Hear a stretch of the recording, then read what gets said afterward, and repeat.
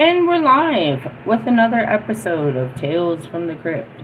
I am your hostess with the mostest, the High Priestess Phoenix. I am your spiritual healer, teacher, shaman, seer, oracle, lightworker, starseed, earth angel, mystic, medium, psychic, witch, yogi, guru, evangelist, North American Sybil, messenger of God, the first child of God. I am the Lilith reincarnated in another life. In another life. Oh God, I'm hearing Katy Perry. I was Hecate. Right now we are going to be channeling through my Hecate, and I'm going to be teaching you about necromancy and whatnot. First off, let me go ahead and pull that out. Oops, right before hell. Hecate comes before hell. Alright. Most of the time you rejoice in people coming to you for help, advice, or just to be a shoulder to cry on. But when push comes to shove, who can you turn to? You can protect all the world. No, you can't protect all the world, nor can you decide the fate of others for long. It will push you to the breaking point. You have reached an important crossroad where taking on all of the ills of others and responsibilities for their actions is grinding you down. Hecate holds the keys to your future.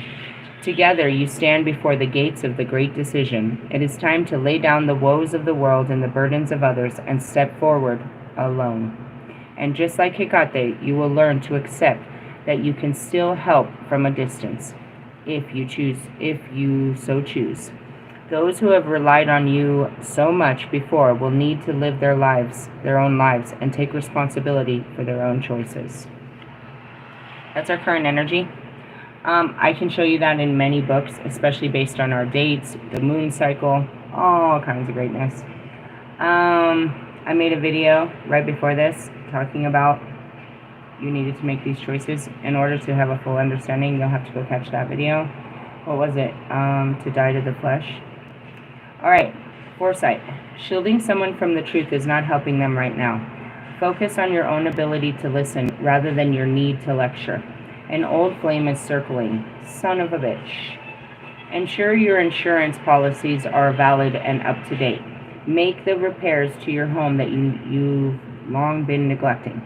Alright, the guardian of Greek origin. Hecate was the goddess of magic, witchcraft, the night, the moon, ghosts, and necromancy.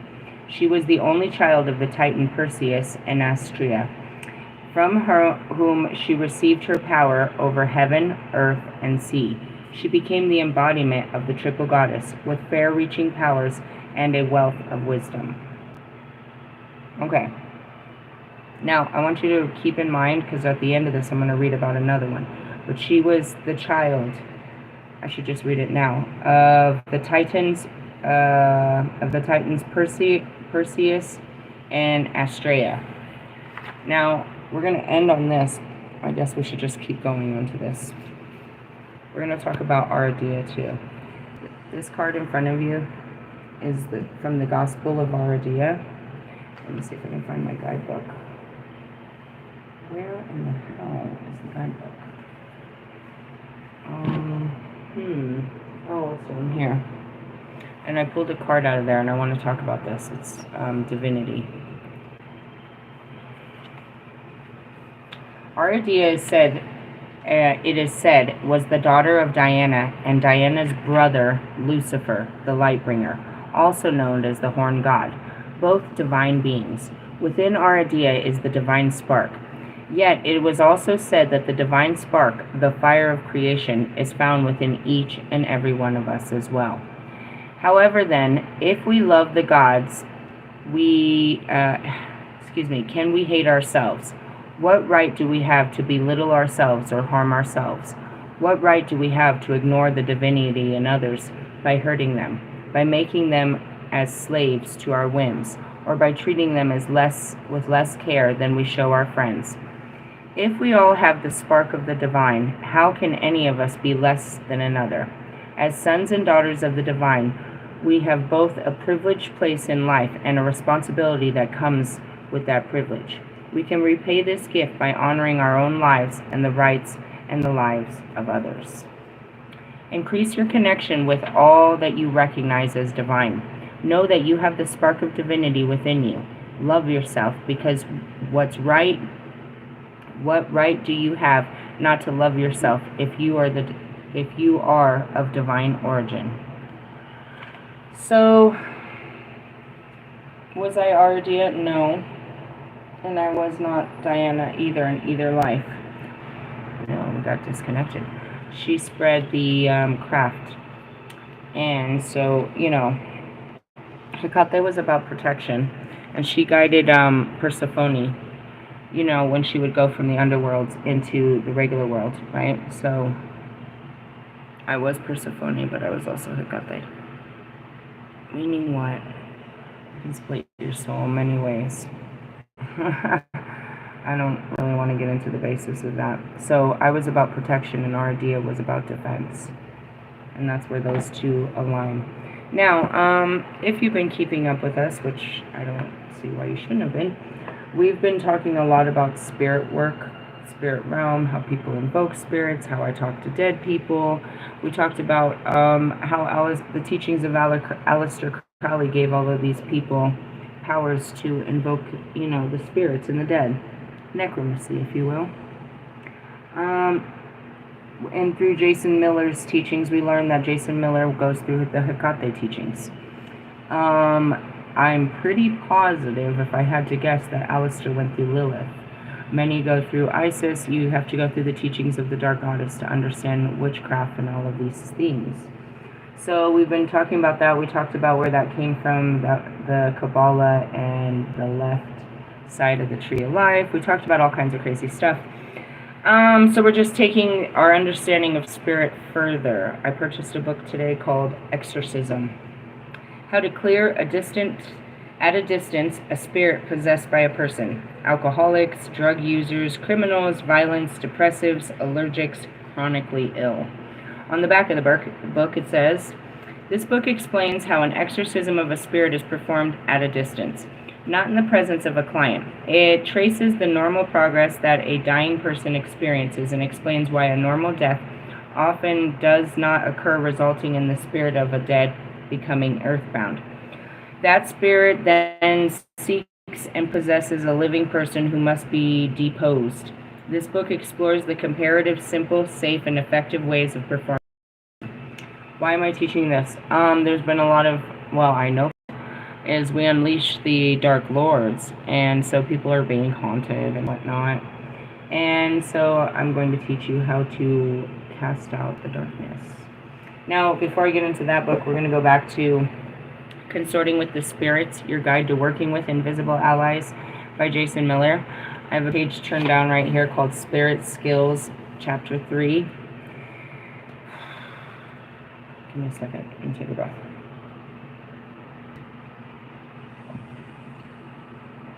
Before I get started, I'm going to tell you the same thing I told Marshall, and the same thing he said in the beginning of this book. Everything I'm teaching you is illegal in most countries. Women were hung for this. This is what witches are all about.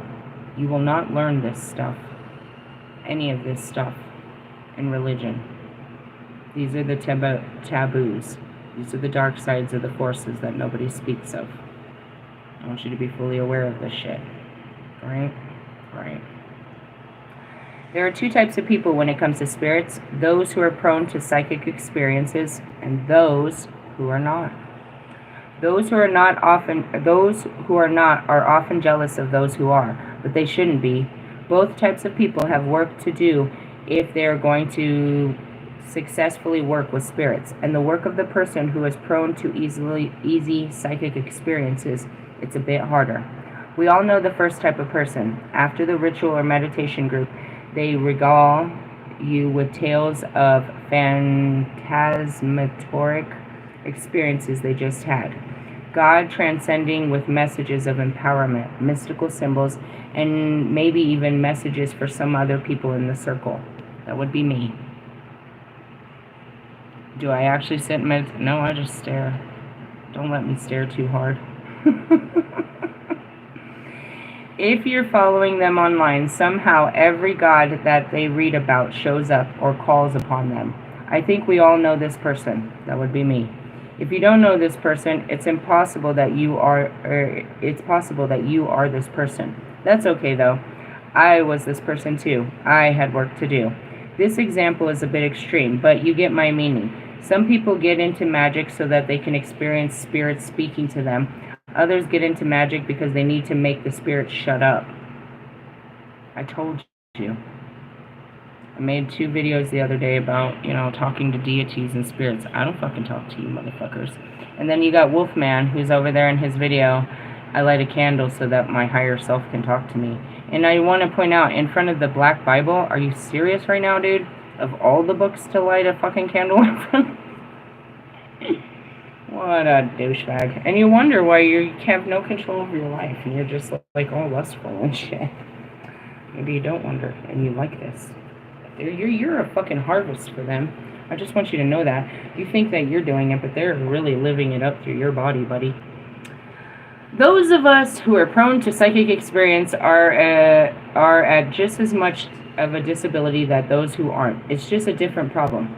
If you choose to close your eyes and see pictures or hear voices after every invocation, then you're getting a lot of very meaningless surface level communication, Wolfman. I like when you close your eyes and try to tap in. What do you see in that millisecond of you stretching yourself in front of the camera? We're gonna do this for how long, bro? I'm ready. I totally took down Russ. I'm ready to go for a new, go rounds. How does this stop? You submit? Or I destroy you. It's your choice. You can't win, because I'm the goddess into which you derive your powers. I will destroy you. So just admit that you don't know shit. That's it. You don't come to the fucking temple as a know-it-all, Templeton. I won't open the doors to you. And I'll kick you in your fucking face the second you open your fucking mouth. Don't tell me what you fucking know. Are you here to learn? Or are you here to tell me what you read in a book? And how you practice that in your life? Practice makes perfect, huh? Your abundance and everything?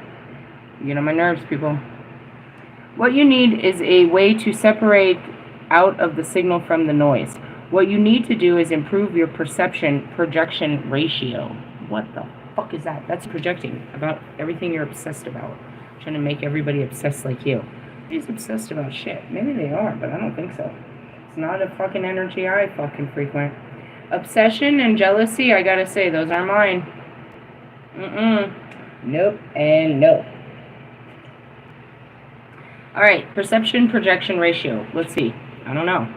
Every experience you've ever had is a mixture of your own perception and what actually happened, and the projection what you placed upon it. Not just spiritual experiences, every experience. Oh, well, see, that's where we go back and we re-look at it and change the perspective of it, the projection of it. We alchemize it. We change our mind about it.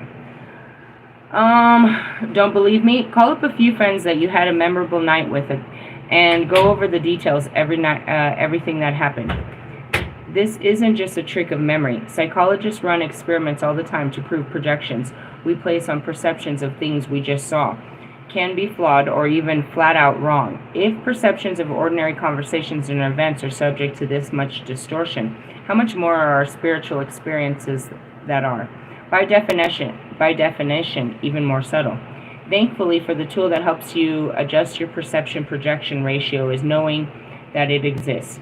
Knowing that some of what you experience with a spirit is probably a projection of your own mind, and key to fine-tuning what the real message is. And that's what, Wolfman really hung himself today, trying to challenge my authority by sharing a video on tarot.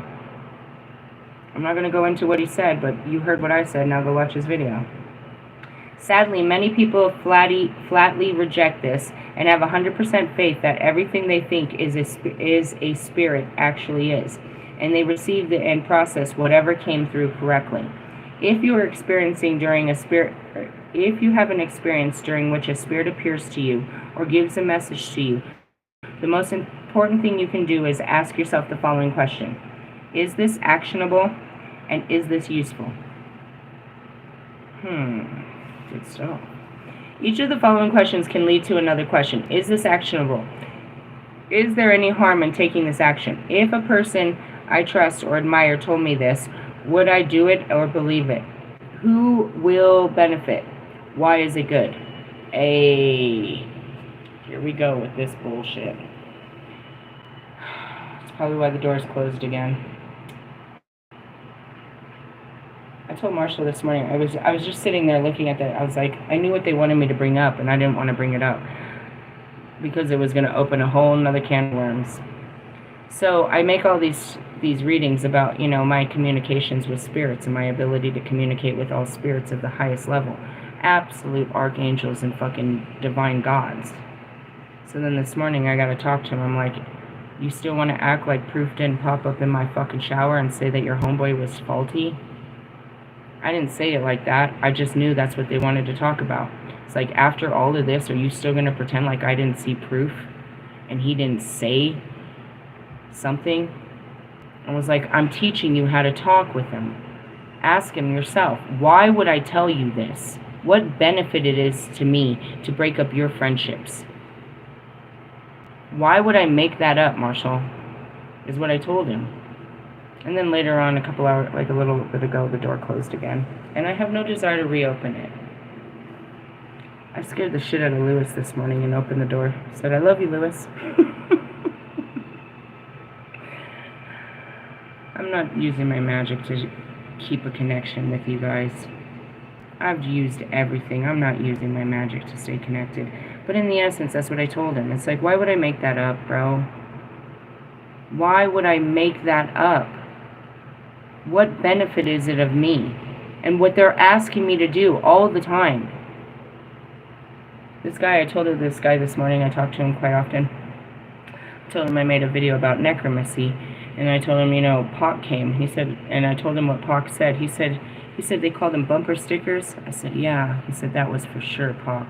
I was like, I know. I could have never came up with something like that. Never. In the essence, it's like, and that's the problem with Marshall. It's like, it's all wonders until I get to him and he wonders why I call him bitch. Everybody wants to believe this shit until I get to you. It's all true until I get to you. And then you ask, why am I telling you this? And that's what I told him. We walked through this. I was like, me asking Bobby to leave his wife, yeah, I had something personal to gain about that, but as I surrendered to that, we realized together, the whole world realized, there was a bigger reason why he needed to leave his wife.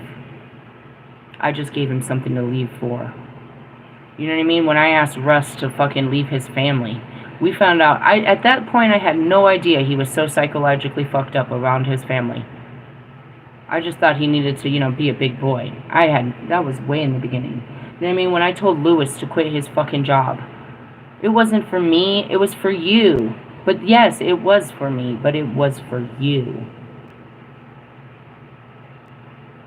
And I wasn't wrong to ask that. I was there to guide you through it, dude.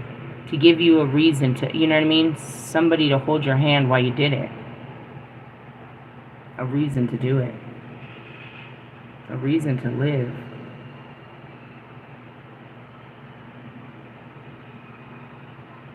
Telling fucking Sophie to stop stalking her fucking boyfriend, to accept her new job, to do all these things, dude, to change her ways. This is for you, bitch. Or just keep going on about your life and not be happy, bitch.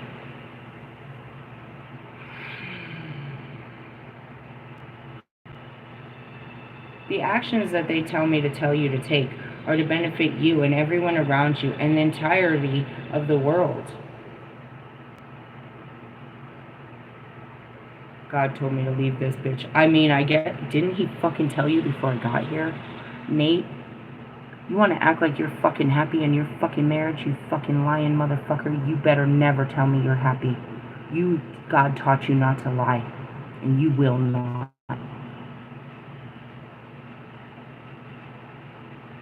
Same with you, Loris.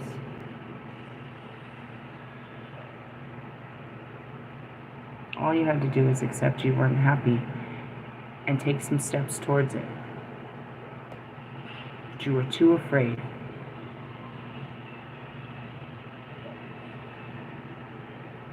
And that's what I said in my earlier video. Most of you will never do this because you're too afraid of what you'll lose. You've come too far to start over. Then you're not going to have a new life if you're not ready to start over. So that's simplistic, losers. Put it in my head. No, not right now, please. Alright, let's see. Perception, something. Okay, if the message is not actionable or useful, what does it mean you need to reject? Or does it mean you need to reject it as false? Or that doesn't mean. You don't need to do anything except make a note and keep doing what you're doing. This will prevent gross ego inflation and self-important prattling that people sometimes get up to. There is a Buddhist saying that goes, if you see a Buddha on the road, kill him. Before you can know anything, you need to know your own mind. So if a God or a Buddha appears, it's not the time to drop what you are doing and go on a mental journey. It's time to keep meditating. Which brings me to the next topic. Sit and shut up. This is my lieutenant line. My Lieutenant Dan. Get down! Shut up! I said that for like the first year. I used to say it to my kids all the time. It was fun. Anyone who's reading my books or taking a course is probably thinking, oh no, he's going to tell us to meditate, isn't he? Yes, I am. Number one on the list of things I ask students to do, but which is usually don't do, is meditation. I get it. Meditation feels like the opposite of everything we get into magic for. We want to dance ecstatically or yell our congregations. Meditation says to sit still and be quiet. And that's it. I'm in a full meditation all day. We want to have visions of spirits and gods. Meditation says to ignore those and tend to our own mind. We want excitement and a more magical life. Meditation at the beginning stages is dull as dishwater. The problem is that we only know things through the lens of our own mind. If we seek to know things that are so subtle that most people cannot perceive, our lens needs to be clear. Meditation is the best way I know for doing this. And that's, it can look all different ways. In the beginning, it's very active meditation. And you become still in it. You may have tried meditation and here's the thing. You can't be bad at it, really. You can't be bad, page 44, at it. People who think that they're bad at meditation almost always misunderstand what is supposed to happen in meditation. If you tried meditating thinking that you're bad at it, I can tell you what happened. You probably sat there, stared at a candle, watched your breath for a second or two, and had a thought. And then you returned to the breathing or the candle for a couple more seconds and had another thought. Maybe a minute in, you suddenly realized you not only had a thought, but you had focused on the object of meditation for quite a while. Instead of breathing or the mantra, you were thinking about food or sex or whatever people think about when they're not thinking about food or sex. You tried yourself and tried to get back to focus, and it happened all over again. Rinse and repeat for the next 20 minutes until this interminably frustrated experience is over. If that is a rough description of your meditation experience, I have good news for you. That's exactly what is supposed to happen. I told you, you're just supposed to sit there and work through your thoughts. It's madness. There's some stupid thoughts that are popping in my head. Yep, I'm gonna have to work through them. I don't have thoughts. Probably food. Yeah, I'd be hungry. Sex is the last thing on my mind. Let's see. You were meditating. Better yet, you were learning what your mind feels like when it's focused and recognizing when it's distracted. You were exercising the muscle that relieves from distraction and getting you back to what you willed yourself to do. Even more important from our purposes. Dude, you never been to church? I swear to God that happens, bro. They be talking and you be all in it, and then you see the back of somebody's head and you're gone in some crazy ass thought. And then you try to get back to the message. And then you think about something else crazy and you're gone. And then you're trying to pay attention, and then everybody's like, okay, now bow your heads. And you're supposed to be praying real hard, but you are so thinking right now. Yeah, bro, the mind it's so annoying. You're like, are you quiet yet? Do you have more to say? I could never sit in the back of the crowd because it would be so distracted. I had to stay all focused in the front seat, bro. I couldn't stare at anything but what you were saying. For all good reasons now, we see. Alright, anyways, it's funny because that's what happens. You're like, damn, focus. Alright, what were you... Okay, focus.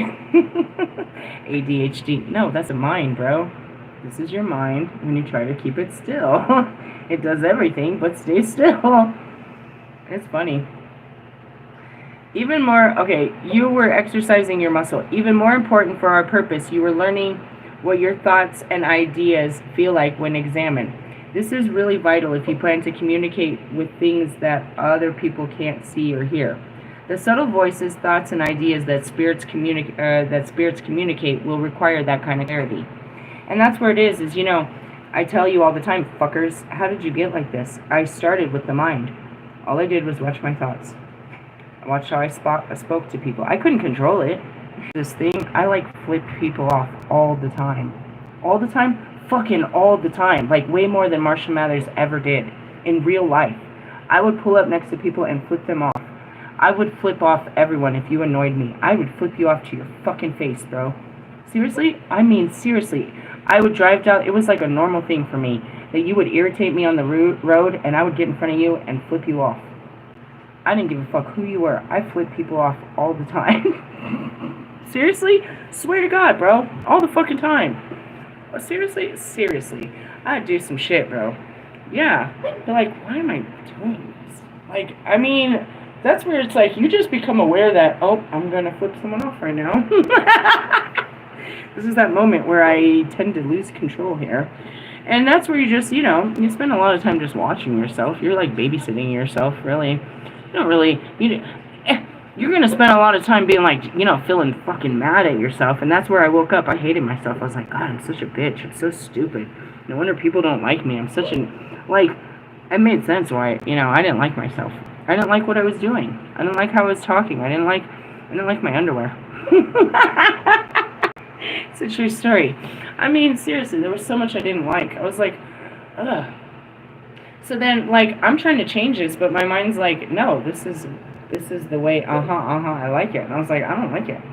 And so that's kind of where it is. It's like, no, you can't really control it. You just kind of watch this shit for a long time. Just watch yourself spin out of control. And that's where everyone is like, how did you become so spiritual? It all started with that. Understanding the mind. I never really tried to control it, bro. Only now do I have control over it, and that's because it's submitted. You can't control the mind. You can only get it to work with you, hopefully.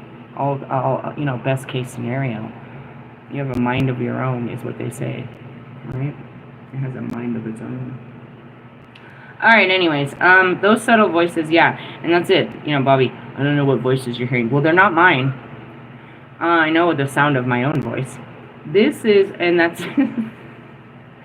the good news is, and that's like, how can you hear the angels and stuff? They're whispering in my ear. It could be a demon. Well, hold on. No, it's Puck. And that's sort of like, you know, you're crazy. I mean, that's what you call it, because I use a different part of my brain that you don't, and anybody that uses a different part that doesn't think like you is considered crazy. Sit down and shut up. Be still and silent for 20 minutes every day. If you can't do that, then do 10 minutes and work up from there. Even Kobe said that. And wake up in the morning. He makes me do it all the fucking time. But everybody says to do this, bro. When? Usually the best time is first thing in the morning, bro. You know how God wakes you up in the middle of the morning or the night for no reason at all, just to like go pee, or maybe for like me, you need a snack? If you notice that you're like awake, like not like, you know, you're sleeping, you're peeing. Okay, guys can't do that, but girls can. You just kind of go and sit on the toilet with your eyes closed. You're like, okay, I'm going back to bed. But if you're like awake and like you get up and look at your phone awake, take yourself outside. Take yourself outside. Now, of course, you might get freaked out because it might be like, you know, 2 o'clock, 3 o'clock, 4 o'clock in the morning, and then, you know, you're not used to the outside at that time. Then put some headphones on and, you know, put on some light music and go outside. Meditation looks different, and, you know, the frequencies, that's a way to channel your thoughts. Your thoughts will go with the frequency of the music. It'll go as fast as the music goes.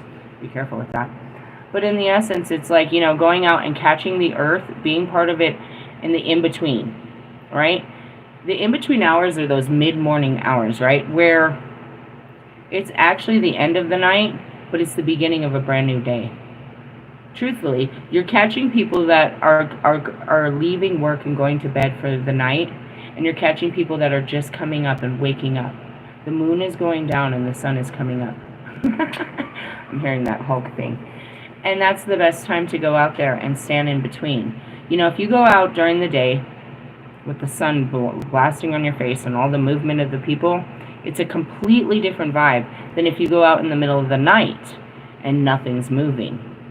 You know what I mean? And everything's quiet and it's creepy. But if you go in those mid-morning hours, it's like you're part of the new day, but you're still part of yesterday.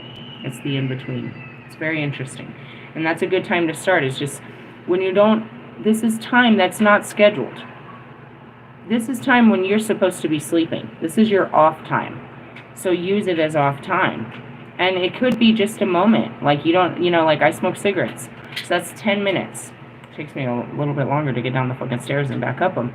But, you know, it's 10 minutes that I go outside and I just breathe. I let all these, you know, I wake up with whatever's on my mind and I let it out first thing.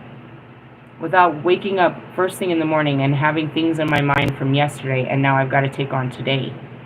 You let all that shit out before you take on the day. You clear it out. Which thoughts, all kinds of random thoughts of shit. You wake up with them, don't you? You sitting there with your coffee with them and shit, in the shower with them and shit. That can't be useful. You can't go to work with all that shit on your brain. Alright, so do it 10 minutes and work up from there. Any focus will do. Follow the breath. Stare at a flame or at a point. They call that scrying, and that's what Wolfman said. He likes to light a candle and stare at it. I mean, I used to light lots of candles. I love to stare at the fire, but I could literally stare at air. I'm so serious. Water. You know, witches, they stare at mirrors. They stare at, you know, bowls of water. They stare at crystal balls. They stare at images. I could just stare at nothing. Right now, staring at the book, I've already left the body. It's just staring at the book, and I'm already outside of it. You can't let me stare for too long. If I close my eyes, then we're really fucked. Follow the breath, blah, blah, blah. Sit someplace you're comfortable and stable and focus your mind on that thing. Is there more than that? Sure, there can be. You can learn about asanas. I don't know what that is. Asanas. A-S-A-N-A-S. Asanas. To hold your body in. Hold your shit together, I guess. Different ways to focus, blah, blah, blah. Just do nothing. I'm not reading all this. Okay, wait.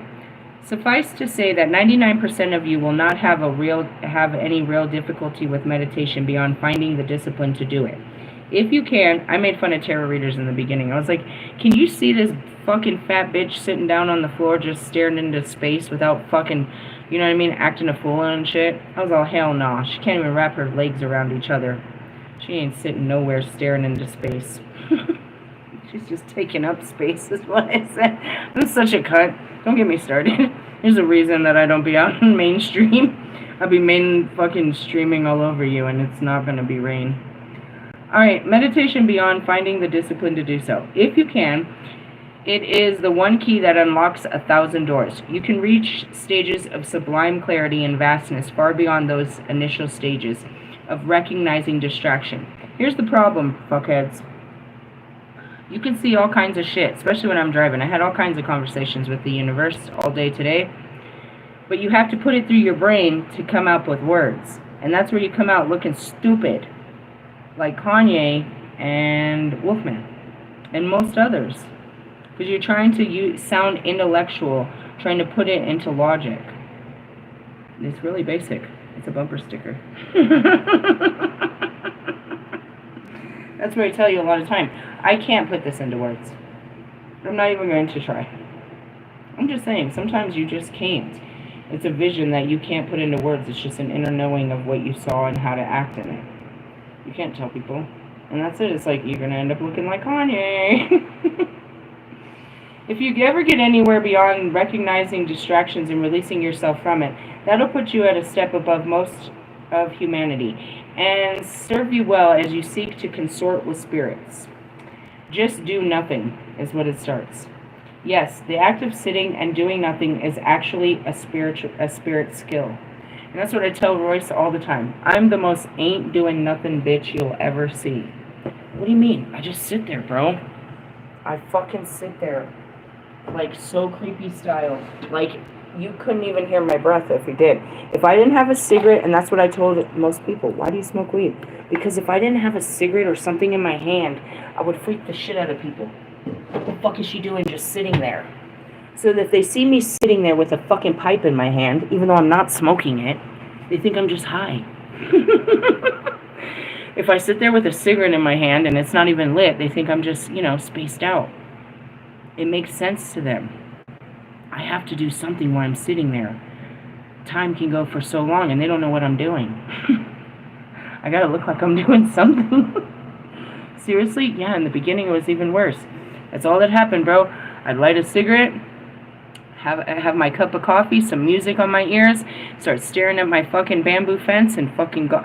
Dude, before I knew it, it was 2 o'clock. I had to hurry up and get the kids. I haven't took a shower, nothing. Just stared for 8 hours. Are you serious? Oh, bro, I could do it for days. That's all I ever do. Just stare into the... And that's what I tell you. I just watch. The things I see, bro, I don't see what's in front of me. But when my third eye opened, it never closed. I had to learn to direct it. I couldn't turn it off. There's no way to turn any of this off, bro. I can turn it down, but I can't turn it off. And I can't turn it on. There's no on and off switch. Once you're the spirit inside of it, you're and full of your spiritual gifts, I can't exit the body. I can't go back to, putting Lisa's brain on and letting her take control. And that's kind of what it is I tell the story about, at Mother Cabrini's when my mind went quiet. After that, I would say it was about 6 weeks of intensive, shadow healing that it finally just went quiet. And then it was, it was just me being guided by the spirit, and the mind was quiet now. And so I would work with the mind as it got triggered. It was a cleared lower self, I guess is what we were. Ascending into the higher self. But we can't turn it off. I can take mushrooms, a larger amount of mushrooms to turn down my clairsenses. That's all that does. But when it wears off, the comeback is pretty hard. The coming out of it feels weird. Like stepping back, putting my spirit back into the body. Like meaning I can take them, go do something. The last time I did it was I had to go and do a card reading in front of the Mile High Stadium, right? In front of the Broncos game. It was the Broncos and the Colts. So there's like 70,000 people there, and I'm a whole fucking, I can feel everything. So I took a bunch of mushrooms and I sat on the ground and I did that reading. And I didn't feel anything. Well, I felt, I didn't feel their thoughts, all of that. I didn't get all the voices. I didn't get all of that clear senses. I was focused on what I was doing instead of everything else. I wasn't feeling everything else. But, so I go to sleep. Now, when I wake up the next day, there's residualness in the body. Same as, I guess, you would experience as if I had a hangover. Meaning, I did something to my body the day before, and now it feels weird the next day. And that's why I don't like altering substances. I have not actually drank as a full awoken soul, but I have remembrance of the body from many years of drinking, of how the body would react to alcohol. So then being stuck in a spirit with a body that doesn't feel well, I don't want to do that. Because the spirit is full of life, but it's your body that doesn't feel well. Something like yesterday. It's a beautiful day. I'm dressed beautiful. I'd like to do beautiful things with my day, but my body doesn't feel well, and I have to honor my body. And so it's kind of not worth it, but sometimes I need to. Before that, it was the last show I went to at the Gothic Theater. I went to a show, and it's like any fucking concert venue. There's no fucking windows, tons of people in there. And I kept doing everything I could to get out, smoke cigarettes, smoke weed, burn sage, everything. Finally, some girl gives me this enormous mushroom, like choke your fucking throat. And I was able to turn it all off long enough to get through the crowd. But by the time, as I was leaving, my chakras were breaking, and I was like feeling like, as I describe it, the Stephen Hawkins. What does that mean? You become semi-paralyzed, bro. It's a semi-paralyzed feeling. You can't keep your head up. You can't, you know what I mean? Your whole back is aching. All of your body hurts, and it's all running through your spine, where you're just kind of like, you're barely holding your head up. You're like a stick figure. And that's because your chakras have taken on too much. You know what I mean? I'm a sponge. I take on people's darknesses. I look upon them. I can see their darkness, and I take it from them. I literally absorb this memory upon them. If they speak on it, for sure, dude, they'll never have it again. It's been given to me. I take the worst part of it as I go out there as a fucking sponge. So that's why I can't, you know, as a light worker, I give the light by taking all the darkness. It's like a tree. It's like a tree, bro. It's got to suck in all this terrible carbon monoxide just to pull out oxygen. Crazy. Alright, so I'm going to stop right there for a minute. We're not going to do the, you know, alright, we were on Just Do Nothing. A vastly underrated one at that. When was the last time you did nothing? When was the last time you were bored? If you, like most people, it was probably a number of years ago before smartphones. Looking past the veil, there's so much to talk about. I'm honest because I'm taking you through too much. I feel the heat behind my hair. When I start pulling my hair back, like getting hot like that, there's something wrong. Why? Because I cut my hair off. There's not that much hair to grab. I shouldn't be getting hot like that. And I just want to point out that's probably the best idea. Last summer, I wanted to chop my hair off because it was so hot and it kept touching my back. I'm grateful that I cut my hair off. I just want to say that. Cute. So, we got another book. I want to reiterate. All of this came by me just cleaning out my memories, which were my thoughts and my feelings. All I was doing was looking through my memories and how I felt about them and telling myself a different narrative, a more positive narrative about the situation that happened to me. Using forgiveness, compassion, and understanding the gifts of Christ. Okay, that's what all my videos are. That's what I teach you to do on a Friday. So I did this, and I did it, and I did it, and I did it, and then all of this other shit came to be. Now, something that I put on my card that I pass out regularly is that I do exorcisms. Okay? How do I know I can do that? It's an inner knowing.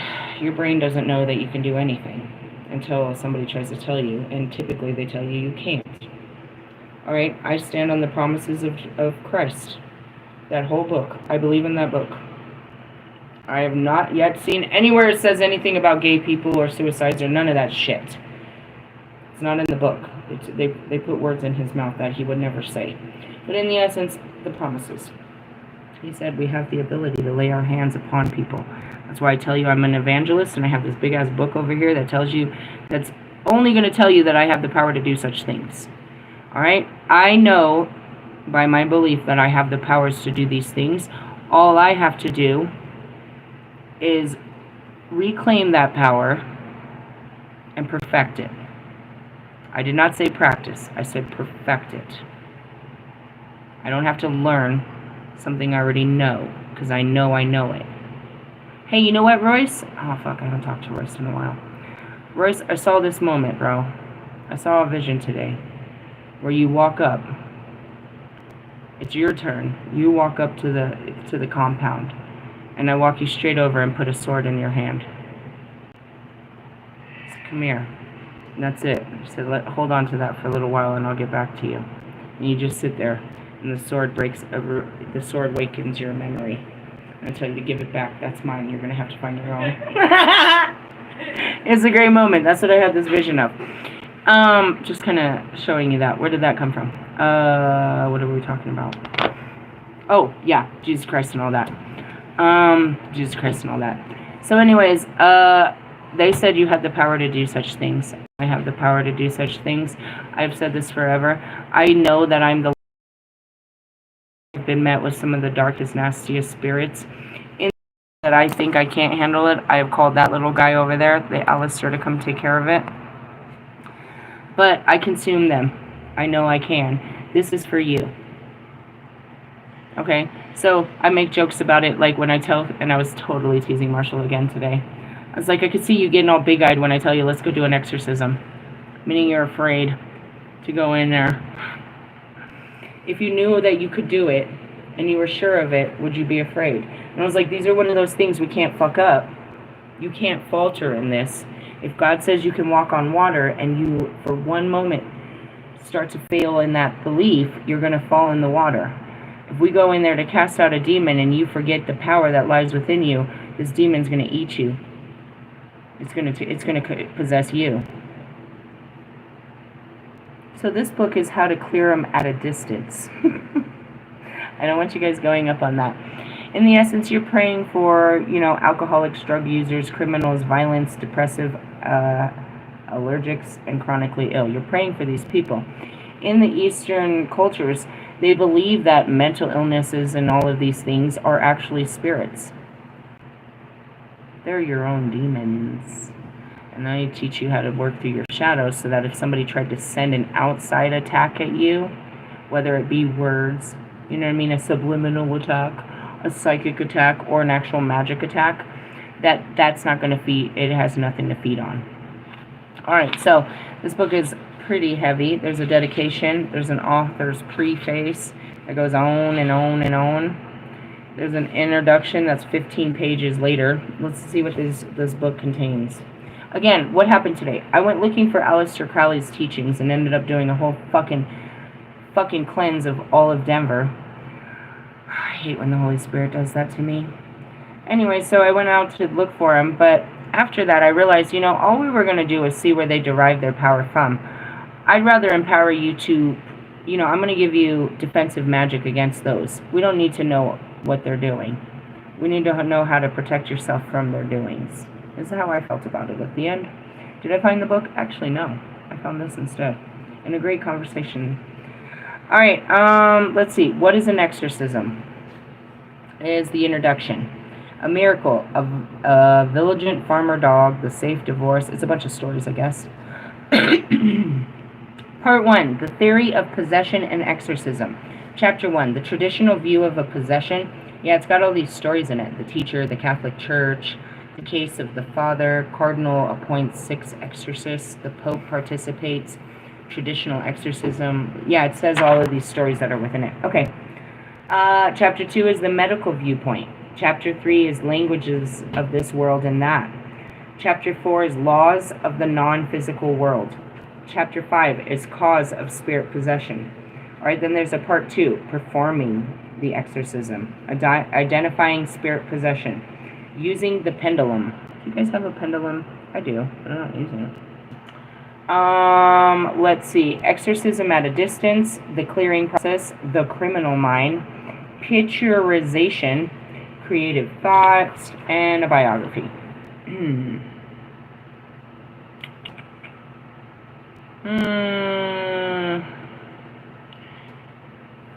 I'm trying to read what is an exorcism. I think we're going to pass on all this bullshit. There's a bunch of stories. He's going to have a bunch of scientific stories. Alright, the traditional view of possession. Chapter 1. The knowledge of possession has been around for centuries. Books dealing with mythology and history of the Dark Ages are full of accounts of demonic possession and the ruthless means used to stamp it out. Very little understanding was given to it. The methods of eradicating it were effectual. In thousands of years ago, an invasion by a demon of a person's soul, ineffectual in the traditional meaning. Possession is defined today as it was thousands of years ago, an invasion of a person's body or soul. Okay. Why am I teaching this? Because we learned that, through Aleister Crowley's teachings, they're pulling on spirits. They're invoking spirits into their selves to use against us. Yes? Okay. So what are we going to do? We're going to exorcise those spirits. We're going to exorcise the demons. Meaning that's what's giving them their powers. They're pulling from fucking, they're pulling spirits into their body. So we're going to cast those spirits out and have them, stripped away from their power. Okay, let's see. The teacher. Jesus of Nazareth was perhaps the most publicized exorcist the world has ever known. There are numerous stories in the Bible of Jesus commanding a demon to leave a person. And that's it. The power of Christ compels you. In Mark 1, the following story is told. Capernaum, at the synagogue where Jesus by a demon was presented and began bothering us, Jesus of Nazareth. Have you come to destroy us demons? I know who you are, the Son of God.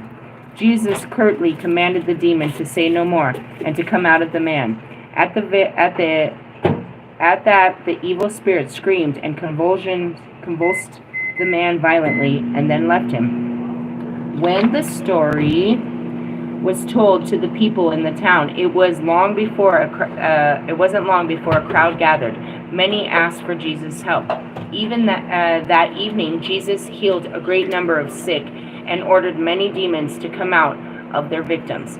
He refused to allow the demons to speak because they knew who he was. In Mark 9, Jesus was shown a boy whose father declared, "Teacher, I brought my son for you to heal. He can't talk because he is possessed by a demon, and whenever the demon is in control of him, it dashes him into the ground and makes him foam at the mouth and grind his teeth and become rigid. So I begged your disciples to cast out the demon, but they couldn't do it." Jesus turned to the disciples and said, "Oh, what little faith you have." And that goes back to my voice. Are you ready to cast out demons in the name of Christ? Do we have to do it? Oh, I mean, you might need to use the name of Christ. They know exactly who I am when I walk in there. They know exactly who I am when I walk in there. I'm not casting out shit. I'm telling them to come with me. In essence, what does that mean? I'll consume the spirit. I'm not going to cast it outside of that person. I'm going to bring it straight into me. Into what? Into the light? The church has no power to do such things. They must cast it out. Where? They don't know. We're not casting them out, bringing them to the light. I'll consume it, but what are you going to do? Oh, what little faith you have. How much longer must I be with you until you believe? And that's it. How much more do I have to show you before you start believing in what I teach you? And what do I teach you? That you have these powers and how to access them? Why am I teaching you this? Because you have these powers and how to access them and what to use them for. Don't you think we need some exorcists down here on the fucking streets? In Skid Row and in all of our streets in Detroit and fucking Denver and fucking Boston and fucking LA and everywhere? Don't we need to be out there on the streets healing these fucking homeless people and casting out their fucking demons? Don't we need to be providing them and looking out for them and bringing them back to God? Getting them back on their track? Giving them hope and faith? New life? Or we're supposed to be like the rest of the world and cast them out? That's what you're doing. You're casting out humans.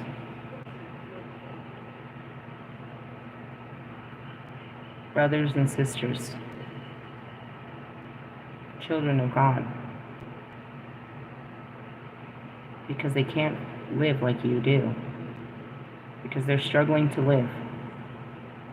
Rather than helping them learn how to live a better life so that all of us can live together, you're casting them out. And by casting them out, you're making your own life worse.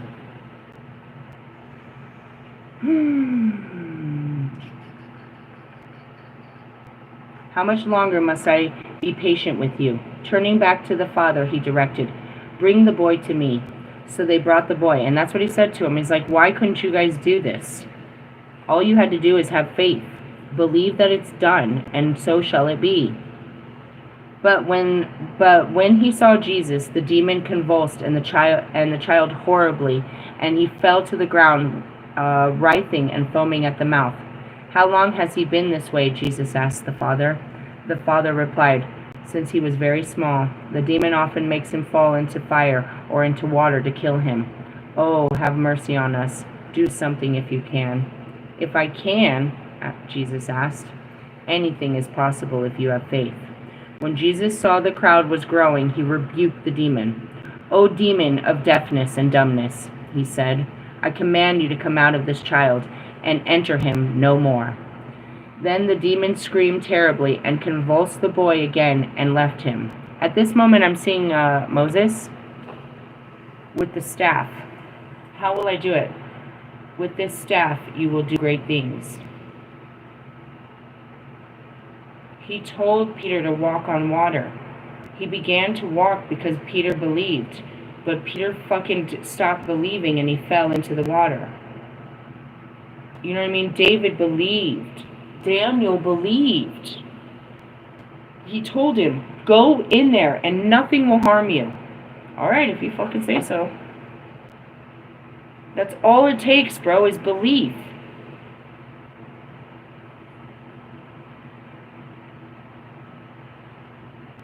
And that's where it all came to. If you shall if for those who receive this message, who choose to believe in the things I teach you.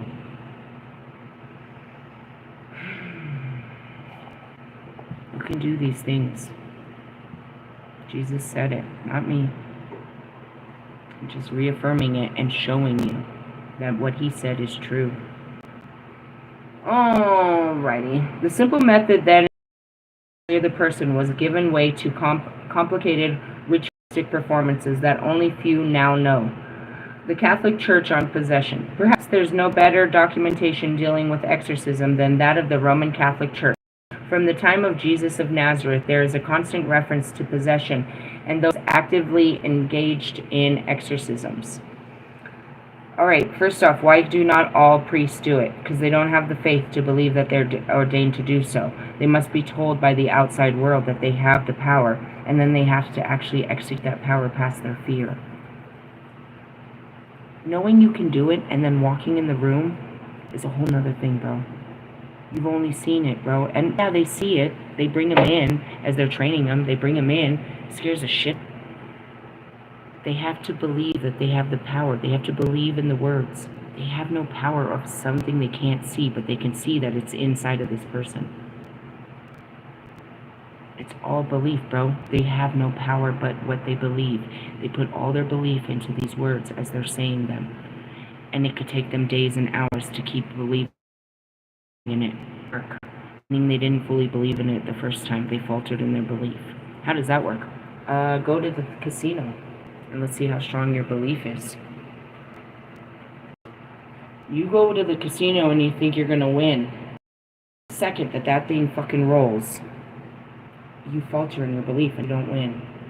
It takes 1 second to lose your faith and get consumed by the darkness when you're in one of these situations.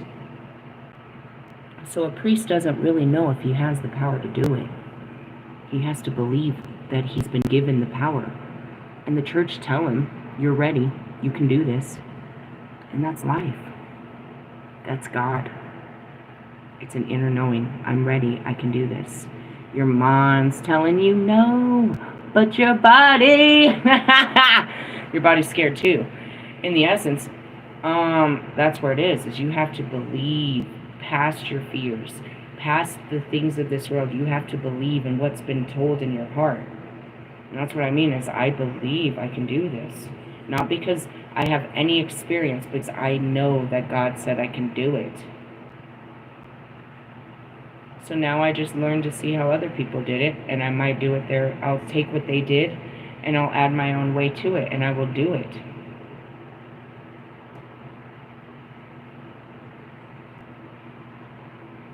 I'm just staying quiet because it's like this is big to me, is casting out demons. If I'm trying to teach you all about spirituality, this is one of the biggest things, is, you know what I mean? Talking to dead people, you know, it's not solidifying my ability because I don't need to prove to you. But understand, all of these abilities are to improve you. I have all these powers to myself, and that's what dark practitioners hate. Because I use none of these powers to my life better. I use all these powers to better other lives. With great power comes great responsibility. God's responsible for making my life better. That's part of the deal. And that's the faith and trust that he can do better than I can do. And that's a fight. You give me all this power and then you make me powerless? Nuh-uh. Yeah. Oh, yeah. Oh, yeah. Alright, let's move on to the Catholic Church and all their bullshit. From the time of Jesus, there's constant reference to and actively engaging in exorcism. During the Inquisition, a charge of possession was a one-way road to an execution. In the 10th canon of Council of the Enoch, held in 341 AD. Damn, you guys got some Carfax on this shit. And then existing Christian church ordained priests perform exorcisms.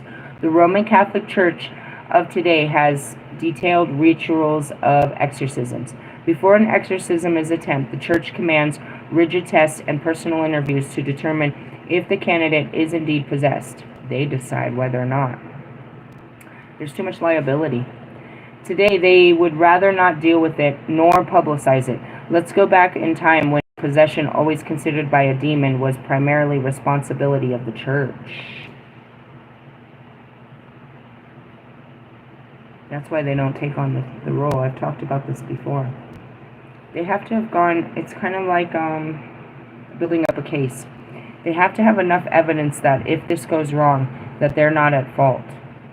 Meaning you have to have had enough doctors look at you to say that there's something beyond science here. You have to have gone through enough outsourcing before they'll step in, because they don't want to take liability.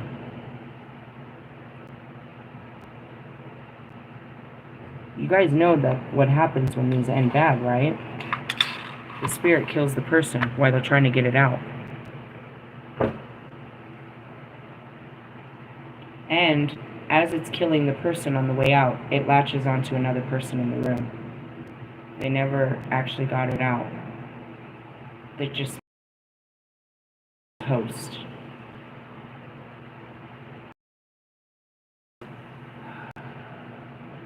What kind of... a lot of them are acceptable already because they're, you know what I mean? They're in the liminal. You don't realize it, but you walk between the light and the dark all day. And it's just an easy tipping. You know what I mean? Where you can have, you know, you can turn real dark real fast. You know what I mean? Bringing it back to the light after you've lost your shit and you've got really pissed off at people. Bringing yourself back is nearly impossible for a lot of people after they've gotten ticked off. You know what I mean? After that 5 o'clock traffic hit and you come home, I don't think there's like, some people don't. They'll spend the rest of their evening fucking pissed off and fucked off. They might even wake up the next morning pissed off and fucked off. They'll turn around and do it again the next day at 5 o'clock when they get out there. Trying to take a dark energy off of you and go back to a zero, which is not necessarily light, but just like, alright, I'm not pissed off no more. I'm calm again. I'm chill again. Just being chill is hard enough. But once you're set off and trying to re-chill, it's like, I'm seeing the car, the temperature gauge on the car. Once it overheats, for most of you, you've blown your head gasket, bro. Meaning every time you turn that car on, it's going to be fuming. It's smoking. Every single time. You've never actually calmed that motherfucker down. And some of it, you really need to replace your parts. Not your boobs and ass. I'm talking about your outside world and shit like that. So, the spirits, you know, they can be caught in any way. Like, that's what I mean. It's like when I first woke up, it's like the spirit realm. Oh, fuck. It's fog. It's full. I guess it's probably what you think heaven looks like, but nothing's in heaven yet. That was one of the hardest awakenings. Jesus opens those gates, and he hasn't opened them. It's the liminal. None of the spirits have actually ascended to the light yet. Really? Really? So in essence, I mean, all spirits are still available. What's a dark spirit? It's just a spirit that, you know what I mean, had dark tendencies that hasn't come back in a human form to play out its karma. So it's still, you know, in the liminals. That's it. Like, you're like, why hasn't it gone to hell? It hasn't come back to live out its hell. That's what it is. You know what I mean? So anything it touches, it's karma. How do you explain that? When you leave this life, I won't have any. You have karma. That's why I'm here.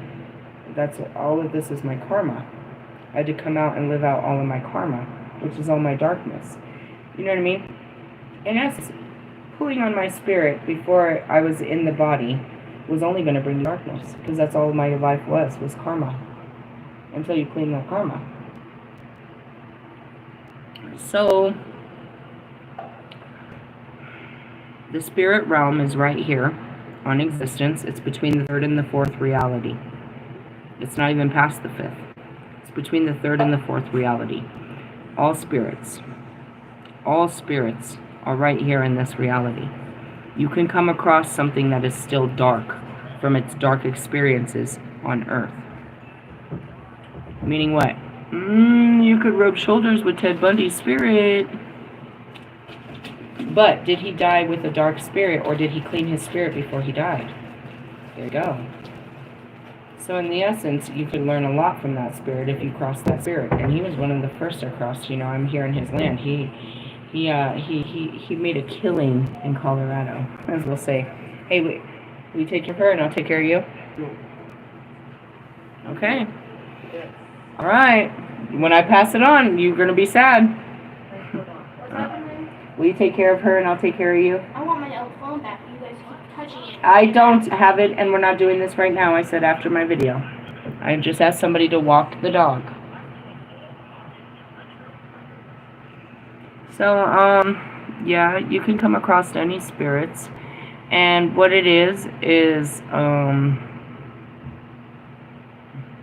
trying to specify the dark spirits that you could come across, you know. That's what I said, you know, results in these school shootings and shit. The kids are already down. They're already down, bro. They're already being beat down by the world. And the spirit comes to empower them and tells them how to put themselves back up. That's what they come up with. Well, I mean, yeah. What spirit told them to do that? You know what I mean? And that's where you want to go back and evaluate the psyche of this kid that just one day snapped and took out a gun and started, you know, killing everybody at Columbine. It was a good kid until he had a bad spirit. You know what I mean? And that's it, is you can look down the pipe hole and see that this was a hurt person that was going to snap. And that's where the spirits go. It's the ones that are hurt, that are suffering, that are about to snap. They push them. They push them to snap. A spirit comes over them, and they act in that spirit, which is usually a dark spirit. It's not the spirit that did. They were already in the dark. And that's why I teach you to, you know what I mean? You're not going to act in revenge unless you're a vengeful fucking person. To begin with. You're not going to take revenge on somebody unless you already are a vengeful type of person. You know what I mean? You're not going to be subject to depression unless you already have things to be sad about. And that's where it is like the world outside of you, even if we're not talking about magical attacks or anything like that, the world outside of you can bring you down. How do you bring yourself back up? And these are spirits. How do you raise your spirit? You know what I mean? We're going to talk about identifiable, you know, entities in a spirit form. But the whole point of this is to identify that these spirits are over your friends and family. They have a dark spirit upon them. And you can sit at the dinner table or somewhere far away and do, you know what I mean, do some work to help remove this spirit off of them. But keep in mind, as we're trying to pull these spirits off of them, it's going to have one hell of an effect on the person that we're trying to take it off of. Because this spirit lives within this person. Look at Britney Spears. I've been saying since the beginning, I've been trying to exorcise Britney. Let me figure it out how to do it from here. I don't know if I fully can. You know what I mean? And what's inside of Kanye, too. They're not the only ones. But they're ones that I came for. It's part of my spiritual contract. They've got spirits inside of them that I've come to, you know what I mean? That I've come to collect. And to set their spirits free. The true spirits that they are. It's Britney, bitch. And Jesus walks through Kanye. But not right now. Because they're all in their fucking childhood traumas, you motherfuckers. Where'd that come from? From their mamas. You don't know that. We know all about Britney Spears' father. Where was her mother to protect and love her during all this? Yeah. And then, you know, then you got these guys with their mommy issues, and you got Kanye over here swearing that Donda was the best mother that ever was. Right up there with fucking Russ and his mom. You know what I mean? You guys are lying. Because if your mothers cared about you, you'd be caring people. You wouldn't have ended up like this. Now, is it your mother's fault? No, nobody cared for them. So we can go back to a whole bunch of forgiveness and how this all works. I'm going to stop here, though. Yeah. Jesus says we can do all great things. We can do it in His name. Or we can do it in the knowing that God lives within us and has given us that power to do so, as Jesus said. And that's where He got pissed off at His voice. How many times do I got to tell you? How long do I have to be with you for you to believe that this is how it works? And that goes back to my argument with Marshall. When are you going to trust me? How long do I have to show these things? And it doesn't matter that I can do all of these things. When are you going to accept the message that the message is for you to be able to do such things? That's what this is all about. Why do I want to empower you? So you can change the world. All of you have far more fucking subscribers than followers than I do. It's not about the numbers. It's the fact that you can reach people and teach people.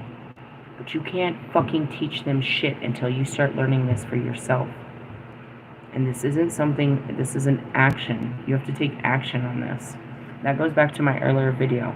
In order to walk in the Spirit with a spiritual destiny and purpose, you're going to have to die to the flesh, the desires of the flesh, and its desire to be successful in this world and powerful and have recognition. You will be powerful and have much recognition in the Spirit, but all glory must go to God. And there's no higher favor than the stories to be told that we were the messengers of God. Because that Bible goes on. Here we are, 26, what is it, 20,000 years later, still telling about their stories of nothing more than their belief and the power of that belief. We're here to teach them the power of that belief, but you must walk in it. Alright, I'm going to let you guys go on that because my dog needs to go. It's 1:13:30. Hey, I love you guys. We'll get deeper into it, but that also goes back to all my teachings. Go back and understand, the Spirit in me. You have to understand what Spirit is, and that everything and everyone has one in order to do any of it. Okay? Alright, that was deep.